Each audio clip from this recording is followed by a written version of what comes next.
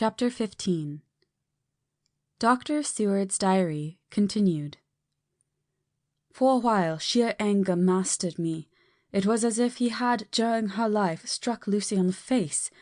I smote the table hard and rose up as I said to him, "Dr. Van Helsing, are you mad?" He raised his head and looked at me, and somehow the tenderness of his face calmed me at once. "Would I were," he said, "madness were easy to bear compared with truth like this. Oh, my friend, why, think you, did I go so far round, why take so long to tell you so simple a thing? Was it because I hate you, and have hated you all my life? Was it because I wished to give you pain? Was it that I wanted, now so late, revenge for that time when you saved my life, and from a fearful death? Ah, no!" "Forgive me," said I. He went on, "My friend, it was because I wished to be gentle in the breaking to you, for I know that you have loved that so sweet lady. But even yet I do not expect you to believe.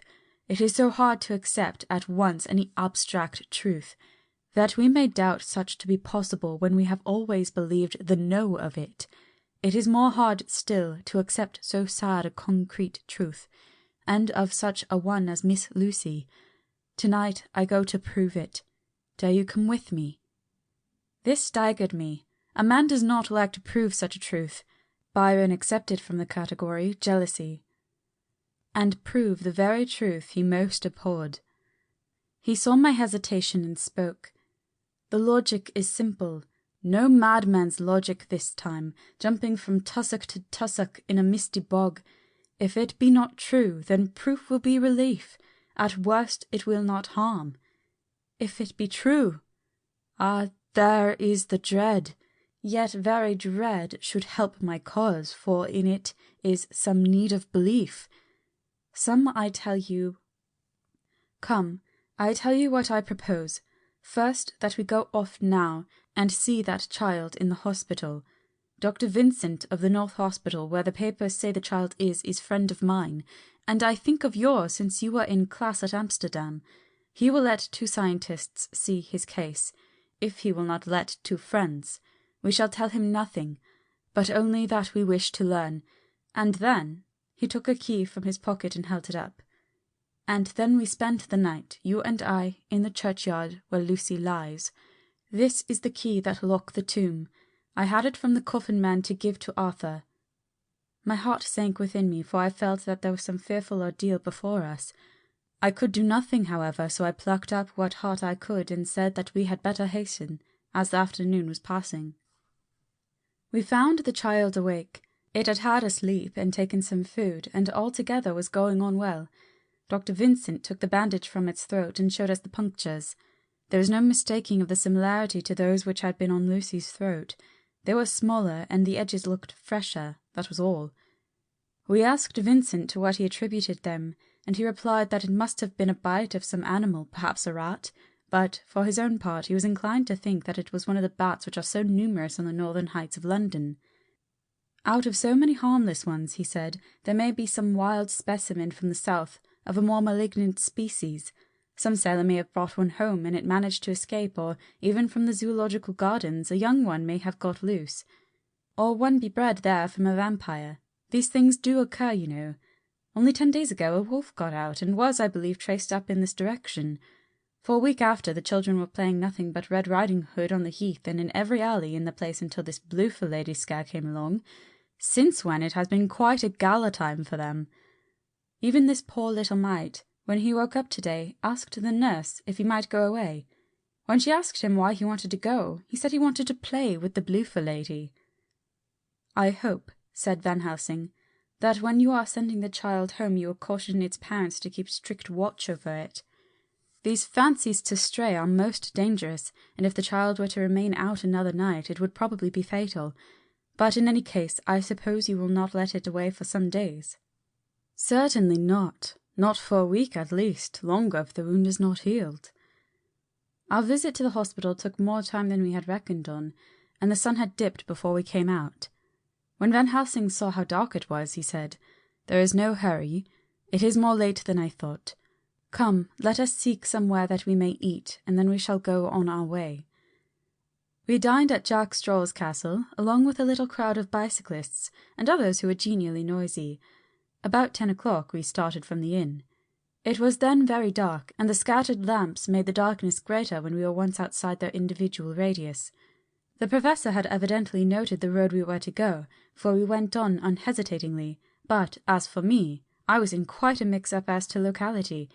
As we went further, we met fewer and fewer people, till at last we were somewhat surprised when we met even the patrol of horse police going their usual suburban round. At last we reached the wall of the churchyard, which we climbed over. With some little difficulty, for it was very dark, and the whole place seemed so strange to us, we found the Westerner tomb. The professor took the key, opened the creaky door, and standing back politely, but quite unconsciously, mentioned me to precede him. There was a delicious irony in the offer, in the courtliness of giving preference on such a ghastly occasion.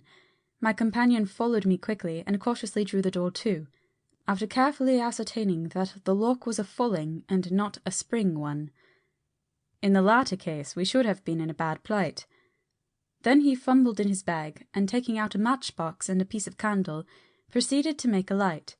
The tomb in the daytime, and when wreathed with fresh flowers, had looked grim and gruesome enough, but now, some days afterwards, when the flowers hung lank and dead, their whites turning to rust and their greens to browns, when the spider and the beetle had resumed their accustomed dominance, when time-discoloured stone and dust-encrusted mortar and rusty dank iron and tarnished brass and clouded silver plating gave back the feeble glimmer of a candle, the effect was more miserable and sordid than could have been imagined. It conveyed irresistibly the idea that life, animal life, was not the only thing that could pass away. Van Helsing went about his work systematically, holding his candle so that he could read the coffin plates, and so holding it that the sperm dropped off in white patches which congealed as they touched the metal. He made assurance of Lucy's coffin, another search in his bag, and he took out a turnscrew. "What are you going to do?" I asked. "To open the coffin. You shall yet be convinced." Straightway he began taking out the screws, and finally lifted off the lid, showing the casing of lead beneath. The sight was almost too much for me. It seemed to be as much an affront to the dead as it would have been to have stripped off her clothing in her sleep whilst living. I actually took hold of his hand to stop him. He only said, "You shall see," and again fumbling in his bag, took out a tiny fret saw. Striking the turnscrew through the lead with a swift downward stab which made me wince, he made a small hole which was, however, big enough to admit the point of the saw. I had expected a rush of gas from the weak old corpse. We doctors who have had to study our dangers have to become accustomed to such things, and I drew back towards the door. But the professor never stopped for a moment. He sawed down a couple of feet along one side of the lead coffin, and then across and down the other side. Taking the edge of the loose flange, he bent it back towards the front of the coffin, and holding up the candle to the aperture, motioned to me to look. I drew near and looked. The coffin was empty. It was certainly a surprise to me, and gave me a considerable shock, but Van Helsing was unmoved. He was now more sure than ever of his ground, and so emboldened to proceed in his task. "Are you satisfied now, friend John?" he asked. I felt all the dogged argumentativeness of my nature awake within me as I answered him. "I am satisfied that Lucy's body is not in that coffin, but that only proves one thing." "And what is that, friend John?" "That it is not there." "That is good logic," he said, "as far as it goes. But how can you, account for it not being there?" "Perhaps a body snatcher," I suggested. "Some of the undertaker's people may have stolen it." I felt that I was speaking folly, and yet it was the only real cause which I could suggest. The professor sighed. "Ah, well," he said, "we must have more proof. Come with me." He put on the coffin lid again, gathered up all his things, and placed them in the bag, blew out the light, and placed the candle also in the bag. We opened the door and went out. Behind us he closed the door and locked it. He handed me the key, saying, "Will you keep it? You had better be assured." I laughed. It was not a very cheerful laugh, I am bound to say, as I motioned him to keep it. "A key is nothing," I said. There may be duplicates, and anyhow it is not difficult to pick a lock of that kind." He said nothing, but put the key in his pocket. Then he told me to watch at one side of the churchyard whilst he would watch at the other. I took up my place behind a yew tree, and I saw his dark figure move until the trees hid it from my sight. It was a lonely vigil. Just after I had taken my place, I heard a distant clock strike 12, and in time came 1 and 2. I was chilled and unnerved, and angry with the professor for taking me on such an errand, and with myself for coming. I was too cold and too sleepy to be keenly observant, and not sleepy enough to betray my trust, so altogether I had a dreary, miserable time. Suddenly, as I turned around, I thought I saw something like a white streak, moving between 2 dark yew trees at the side of the churchyard farthest from the tomb. At the same time, a dark mass moved from the professor's side of the ground and hurriedly went towards it. Then I too moved, but I had to go round headstones and railed off tombs, and I stumbled over graves. The sky was overcast, and somewhere far off an early cock crew. A little way off, beyond a line of scattered juniper trees which marked the pathway to the church, a white, dim figure flitted in the direction of the tomb. The tomb itself was hidden by trees, and I could not see where the figure disappeared. I heard the rustle of actual movement where I had first seen the white figure, and coming over, found the professor holding in his arms a tiny child. When he saw me, he held it out to me and said, "Are you satisfied now?" "No," I said, in a way that I felt was aggressive. "Do you not see the child?" "Yes, it is a child, but who brought it here? And is it wounded?" I asked. "We shall see," said the professor, and with one impulse we took our way out of the churchyard, he carrying the sleeping child. When we had got some little distance away, we went into a clump of trees and struck a match, and looked at the child's throat. It was without a scratch or scar of any kind. "Was I right?" I asked triumphantly. "We were just in time," said the professor thankfully.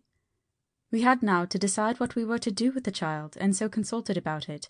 If we were to take it to a police station, we should have to give some account of our movements during the night. At least, we should have had to make some statement as to how we had come to find the child. So finally we decided that we would take it to the heath, and when we heard a policeman coming, would leave it where he could not fail to find it. We would then seek our way home as quickly as we could. All fell out well. At the edge of Hampstead Heath we heard a policeman's heavy tramp, and laying the child on the pathway, we waited and watched until he saw it as he flashed his lantern to and fro. We heard his exclamation of astonishment, and then we went away silently. By good chance we got a cab near the Spaniards, and drove to town. I cannot sleep, so I make this entry. But I must try to get a few hours' sleep, as Van Helsing is to call for me at noon. He insists that I shall go with him on another expedition. 27 September. It was 2 o'clock before we found a suitable opportunity for our attempt. The funeral held at noon was all completed, and the last stragglers of the mourners had taken themselves lazily away, when, looking carefully from behind a clump of alder trees, we saw the sexton lock the gate after him. We knew then that we were safe till morning did we desire it, but the professor told me that we should not want more than an hour at most. Again I felt that horrid sense of the reality of things, in which any effort of imagination seemed out of place, and I realized distinctly the perils of the law which we were incurring in our own unhallowed work. Besides, I felt it was all so useless. Outrageous as it was to open a laden coffin, to see if a woman dead nearly a week were really dead, it now seemed the height of folly to open the tomb again, when we knew, from the evidence of our own eyesight, that the coffin was empty. I shrugged my shoulders, however, and rested silent, for Van Helsing had a way of going on his own road, no matter who remonstrated. He took the key, opened the vault, and again courteously motioned me to proceed. The place was not so gruesome as last night, but, oh, how unutterably mean-looking when the sunshine streamed in. Van Helsing walked over to Lucy's coffin, and I followed. He bent over and again forced back the leaden flange, and then a shock of surprise and dismay shot through me. There lay Lucy, seemingly just as we had seen her the night before her funeral. She was, if possible, more radiantly beautiful than ever, and I could not believe that she was dead. The lips were red, nay, redder than before, and on the cheeks was a delicate bloom. "Is this a juggle?" I said to him. "Are you convinced now?" said the professor in response, and as he spoke he put over his hand, and in a way that made me shudder, pulled back the dead lips, and showed the white teeth. "See," he went on, "see, they are even sharper than before. With this and this," and he touched one of the canine teeth and that below it, "the little children can be bitten. Are you of belief now, friend John?" Once more argumentative hostility woke within me. I could not accept such an overwhelming idea as he suggested. So, with an attempt to argue of which I was even at the moment ashamed, I said, "She may have been placed here since last night." "Indeed?" "That is so, and by whom?" "I do not know, someone has done it." "And yet she has been dead 1 week. Most peoples in that time would not look so." I had no answer for this, so was silent.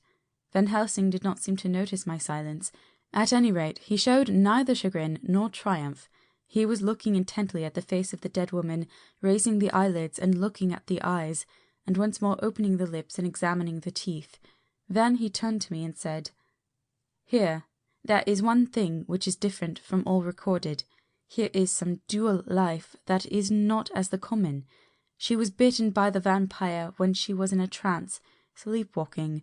Oh, you start. You do not know that, friend John, but you shall know it all later. And in a trance could he best come to take more blood? In trance she died, and in trance she is undead too. So it is that she differ from all other. Usually when the undead sleep at home." As he spoke, he made a comprehensive sweep of his arm to designate what to a vampire was home. "Their face show what they are, but this so sweet, that was when she was not undead, she go back to the nothings of the common dead.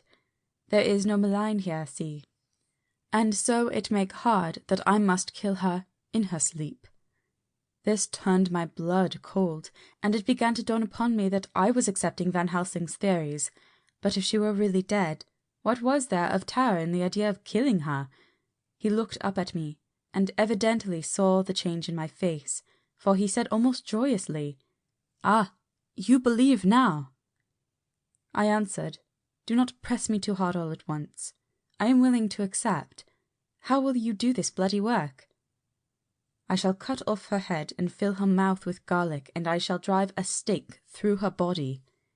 It made me shudder to think of so mutilating the body of a woman whom I had loved, and yet the feeling was not so strong as I had expected. I was, in fact, beginning to shudder at the presence of this being, this undead, as Van Helsing called it, and to loathe it. Is it possible that love is all subjective or all objective? I waited a considerable time for Van Helsing to begin, but he stood as if wrapped in thought. Presently he closed the hatch of his bag with a snap and said, "I have been thinking, and have made up my mind as to what is best. If I did simply follow my inclining, I would do now, at this moment, what is to be done, but there are other things to follow, and things that are 1,000 times more difficult in that them we do not know. This is simple. She have yet no life taken, though that is of time, and to act now would be to take danger from her forever. But then we may have to want Arthur, and how shall we tell him of this? If you, who saw the wounds on Lucy's throat, and saw the wounds so similar on the child's at the hospital, if you, who saw the coffin empty last night, and full today with a woman who have not changed only to be more rose and more beautiful in a whole week after she die, if you know of this and know of the white figure last night that brought the child to the churchyard, and yet of your own senses you did not believe, how, then, can I expect Arthur, who know none of these things, to believe? He doubted me when I took him from her kiss when she was dying. I know he has forgiven me because in some mistaken idea I have done things that prevent him say good-bye as he ought, and he may think that in some more mistaken idea this woman was buried alive, and that in most mistake of all, we have killed her. He will then argue back that it is we, mistaken ones, who have killed her by our ideas, and so he will be much unhappy always.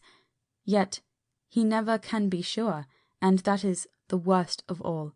And he will sometimes think that she he loved was buried alive, and that will paint his dreams with horrors of what she must have suffered.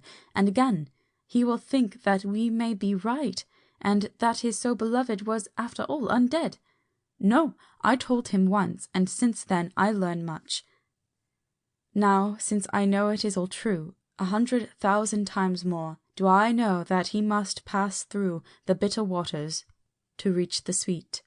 He, poor fellow, must have 1 hour that will make the very face of heaven grow black to him, that we can act for good all round and send him peace. My mind is made up. Let us go.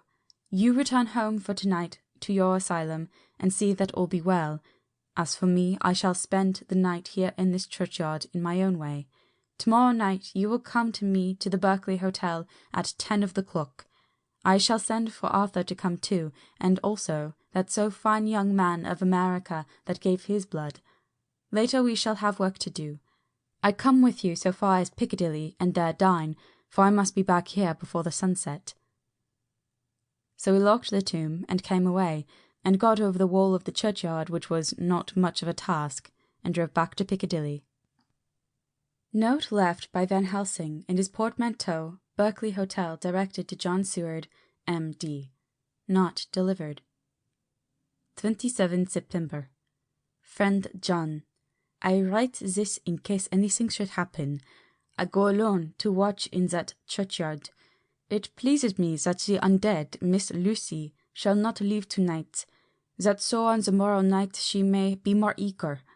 Therefore I shall fix some things that she like not, garlic and a crucifix, and so seal up the door of the tomb. She is young as undead, and will heed. Moreover, these are only to prevent her coming out. They may not prevail on her wanting to get in, for then the undead is desperate, and must find the line of least resistance, whatsoever it may be. I shall be at hand all the night from sunset till after the sunrise, and if there be aught that may be learned, I shall learn from it. For Miss Lucy or from her I have no fear, but that other to whom is there, that she is undead. He have now the power to seek her tomb and find shelter. He is cunning, as I know from Mr. Jonathan, and from the way that all along he have fooled us, when he played with us for Miss Lucy's life, and we lost. And in many ways the undead are strong. He have always the strength in his hand of 20 men. Even we 4 who gave our strength to Miss Lucy, it also is all to him. Besides, he can summon his wolf, and I know not what. Sir, if it be that he come hither on this night, he shall find me, but none other shall, until it be too late. But it may be that he will not attempt the place. There is no reason why he should. His hunting ground is more full of game than the churchyard where the undead women sleep, and the one old man watch. Therefore I write in this case, take the papers that are with this, the diaries of Harker and the rest, and read them, and then find this great undead, and cut off his head, and burn his heart, or drive a stake through it, so that the world may rest from him. If it be so, farewell. Van Helsing. Dr. Seward's Diary. 28 September. It is wonderful what a good night's sleep will do for one. Yesterday I was almost willing to accept Van Helsing's monstrous ideas, but now they seem to start out lurid before me as outrages on common sense. I have no doubt that he believes it all. I wonder if his mind can have become in any way unhinged. Surely there must be some rational explanation of all these mysterious things. Is it possible that the professor can have done it himself? He is so abnormally clever that if he went off his head he would carry out his intent with regard to some fixed idea in a wonderful way. I am loath to think it, and indeed it would be almost as great a marvel as the other to find that Van Helsing was mad. But anyhow, I shall watch him carefully. I may get some light on the mystery. 29 September morning. Last night, a little before 10 o'clock, Arthur and Quincy came into Van Helsing's room. He told us all he wanted us to do, but especially addressing himself to Arthur, as if all our wills were centered in his. He began by saying that he hoped we would all come with him too, for, he said, there is a grave duty to be done there. You were doubtless surprised at my letter? His query was directly addressed to Lord Godalming. I was. It rather upset me for a bit. There has been so much trouble around my house of late that I could do without any more.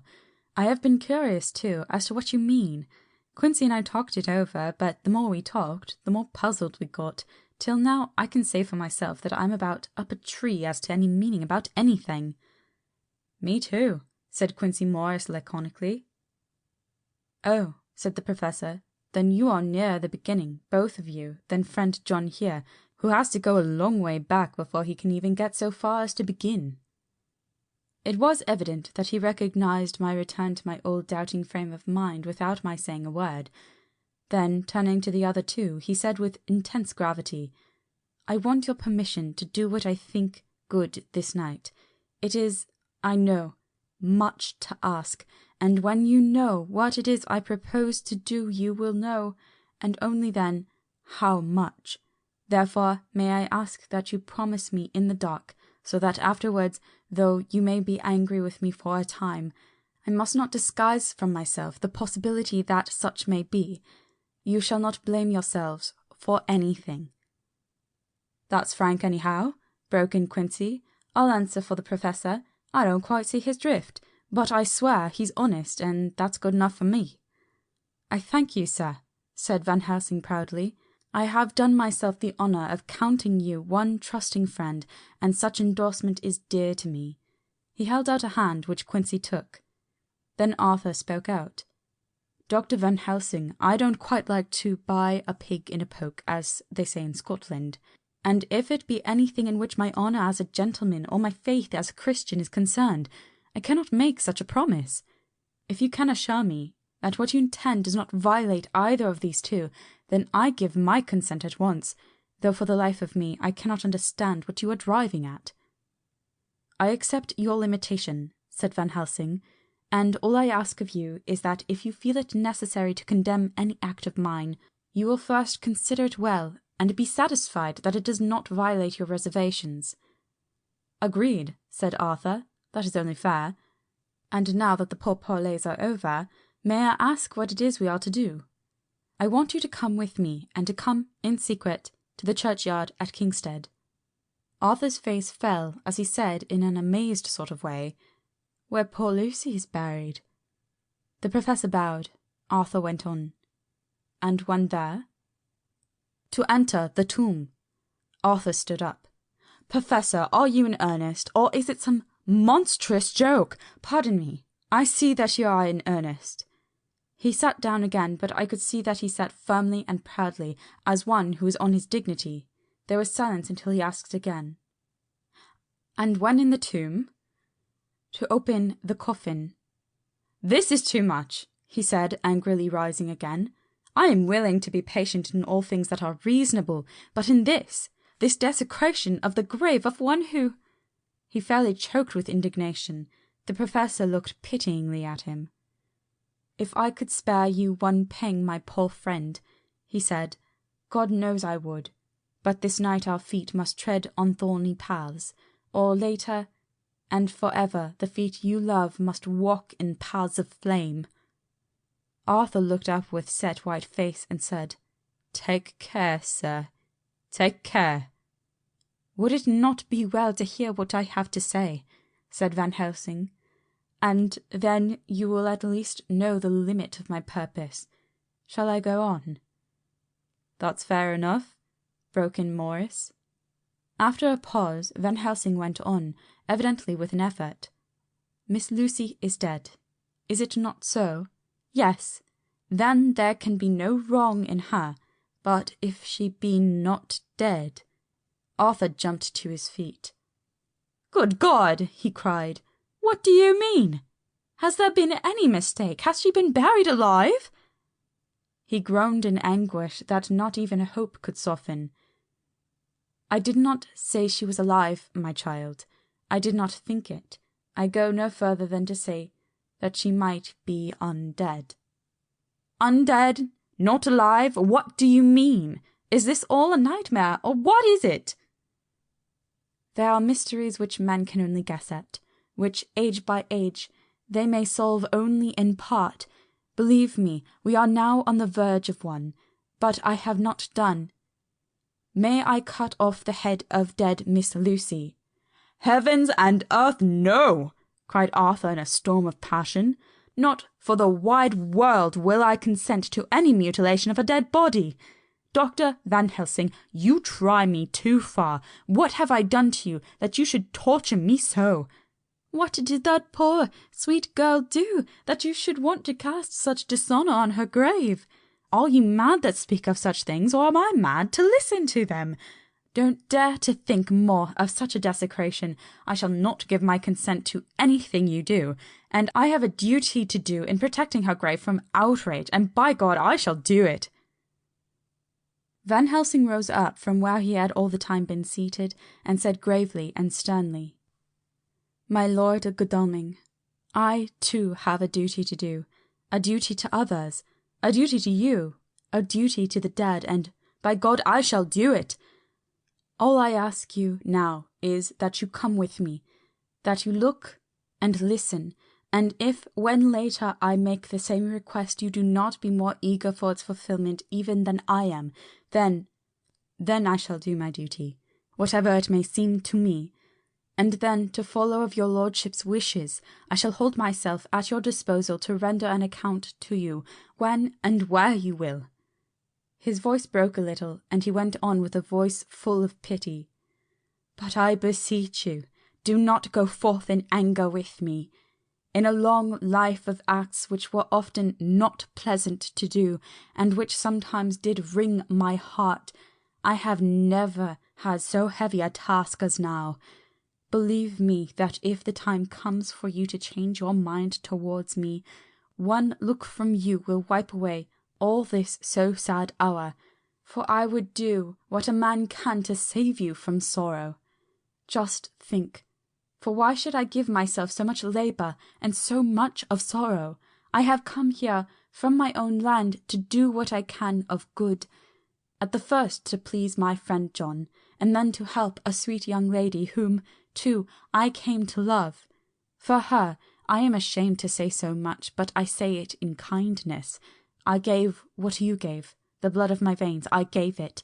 I, who was not, like you, her lover, but only her physician and her friend. I gave to her my nights and days, before death, after death, and if my death can do her good even now, when she is the dead undead, she shall have it freely." He said this with a very grave, sweet pride, and Arthur was much affected by it. He took the old man's hand, and said in a broken voice, "Oh, it is hard to think of it, and I cannot understand. But at least I shall go with you and wait."